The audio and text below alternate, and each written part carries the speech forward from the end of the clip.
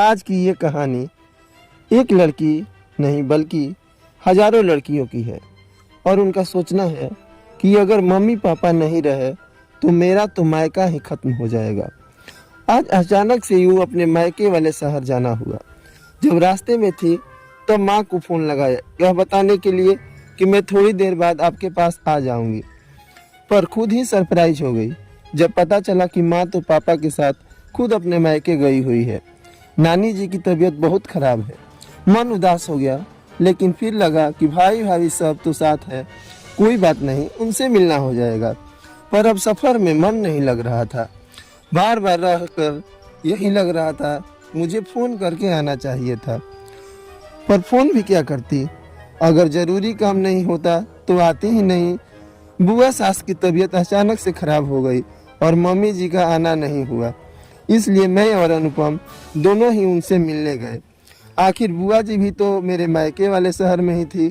सोचा था कि बुआ जी से मिलकर कुछ दिन मायके रह आऊँगी, पर खैर अब तो निकल चुके थे। पलट कर जाने का सवाल ही नहीं उठता और अनुपम से कह भी नहीं सकती थी मुझे मायके नहीं जाना। आखिर कहती भी क्या, भाई भाभी ने कभी गलत व्यवहार नहीं किया, पर फिर भी मैं अपने पूर्वाग्रहों से ग्रसित थी। मुझे बहुत अजीब सा लग रहा था। ऐसा महसूस हो रहा था कि मैं बिना बुलाए मेहमान बन गई हूँ और पूर्वाग्रह से ग्रसित क्यों न हो। मैंने कौन सा अपनी भाभी से कभी ठीक व्यवहार किया है? हमेशा से तो उन्हें अपने से कमतर माना है। इसी उधेड़-बुन में थी कि पता नहीं भाई भाभी क्या सोचेंगे। माँ पापा तो है नहीं, पता नहीं मेरे साथ कैसा व्यवहार करेंगे, पर अब कुछ नहीं कर सकते।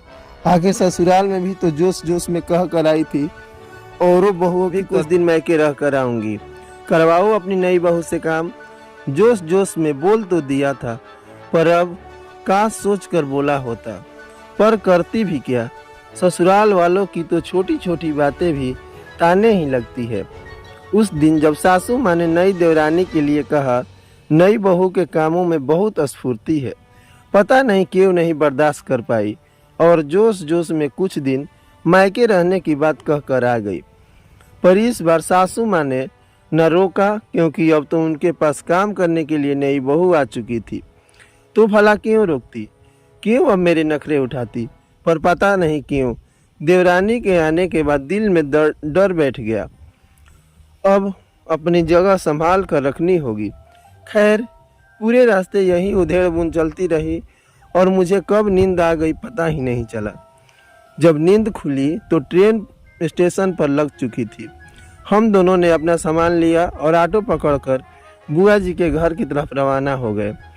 सुबह से शाम तक हम लोग बुआ जी के घर पर ही रहे और उसके बाद मेरे मायके रवाना हो गए। वहाँ पहुँचे तो भाभी और दोनों बच्चे ही थे। भाई काम से बाहर गया हुआ था। भाभी ने हमारा आदर सत्कार किया और चाय नाश्ता पकड़ाकर हमारे पास ही बैठ गई। वह मुझसे कम लेकिन अनुपम जी से अच्छे से बात कर रही थी। सच मुझे बहुत डर लग रहा था। आज समझ में आ रहा था कि अगर माँ पापा नहीं रहे तो मेरा ही तो मायका ही खत्म हो जाएगा, क्योंकि भाई अकेला कब तक मुझसे बात कर लेगा। उसे तो काम पर भी जाना होगा, घर में भी तो भाभी ही रहेगी ना। रह रह कर याद आ रहा था भाभी का वह हंसता खिलखिलाता चेहरा जो उनकी शादी के बाद था। हर बात में वह मुझसे सबसे पहले पूछती थी, पता नहीं क्यों भाई की शादी होते ही मुझ में ननद वाली टिक क्यों आ गई। हर बात में सीधे मुंह से तो बात नहीं करती, हर बात में रोकना टोकना करना। धीरे धीरे उन्होंने ही मुझसे दूरी बना ली, पर इस बात का मुझे कुछ खास फर्क नहीं पड़ा, क्योंकि मायके में माँ तो थी ही। मैं तो वैसे भी जब भी मायके आती तो माँ के कमरे में ही बैठी रहती थी और मेरे सारे काम बैठे बैठे ही होते थे। भाभी ही चक्कर घीनी की तरह घूमती रहती थी। माँ कई बार समझाती भी थी, पर नहीं, मैं तो ननद हूँ ना। तभी बातों बातों में उन्होंने बताया कि माँ ने फ़ोन करके बता दिया कि हम लोग आने वाले हैं। यह सुनकर और बुरा लगा। पहले जो भाई स्टेशन हमें खुद लेने आता था, वह भाई आज यह पता होने के बावजूद कि हम आने वाले हैं तो घर पर भी ना मिला। दिल में इतनी हलचल मची हुई थी कि बेचारा दिल सकारात्मक तो कुछ सोचने को तैयार ही नहीं था। हो सकता है कि भाई को काम होगा, पर नहीं, वह तो हर बात को नकारात्मक ही लिए जा रहा था। दिल इतना हैरान, परेशान, उदास था कि उसके पास में खेलते छोटे छोटे भतीजे भतीजी भी नजर नहीं आ रहे थे, जो भी हर बात में बुआ यह देखो, बुआ वह देखो कहकर अपने अपने खिलौने दिखाने में लगे हुए थे। थोड़ी देर बाद भाई भी घर पर आ गया।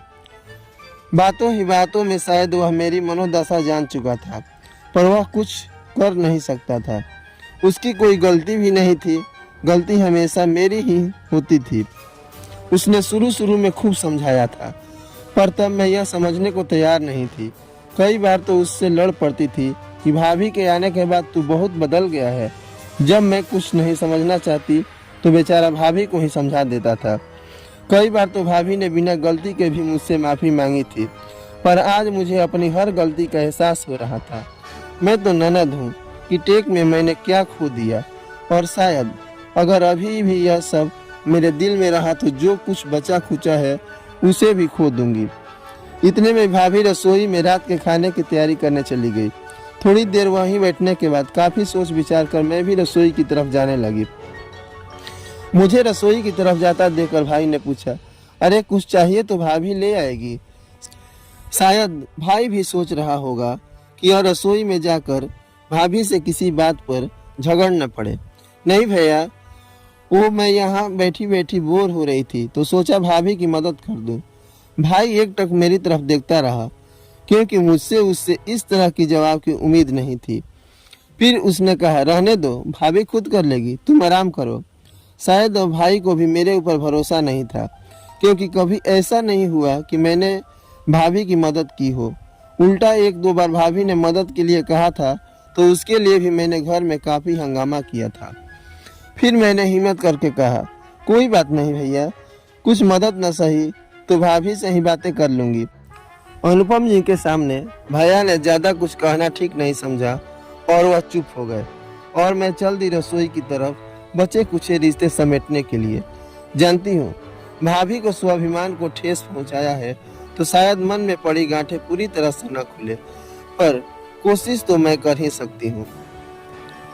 यदि आपको ये कहानी पसंद हो तो चैनल को सब्सक्राइब करें, वीडियो को लाइक करें और हर उन लोगों को शेयर करें जो अपने रिश्ते को खोने के कगार पर हैं। शायद इस कहानी की वजह से उनका रिश्ता बच जाए। धन्यवाद।